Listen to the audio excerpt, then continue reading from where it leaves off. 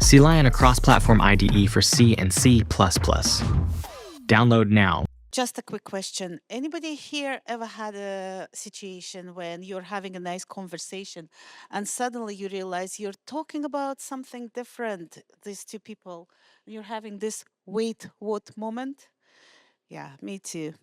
Let me give you a few examples from conferences I attended in the last year. Last year, my charger stopped working, so I rushed downstairs and I saw Phil.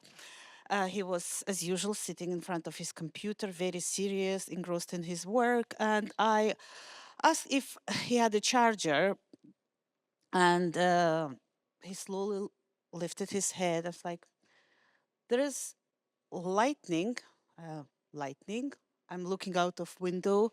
The sun is bright. The sky is blue. Not a single cloud in the view, but I look at him confused, and he's giving me this, the lightning charger. I was like, oh, right. This is first time I realized the charger is called lightning. Or another example, last year somebody here was telling me about reflections in coding, right? I'm not from a coding world, so suddenly I get excited. Oh, people in the world of coding maybe get together or maybe on their own, they just do these reflections, which is brilliant for their mental health. Maybe they even meditate. Turns out it's something like code looking at itself or something like that. Not quite the meditations I imagined, right?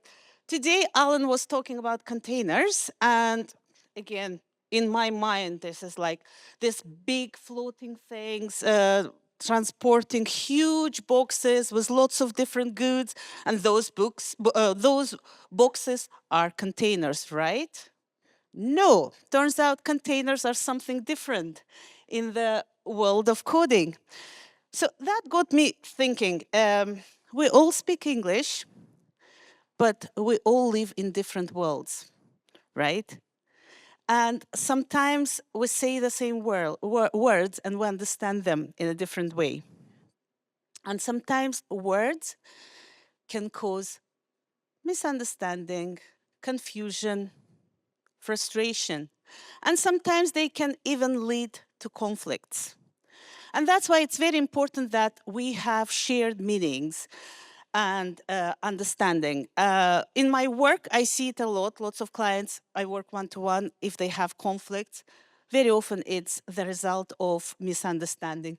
If I do a group work, I can see that a misunderstanding can actually very quickly escalate into something bigger.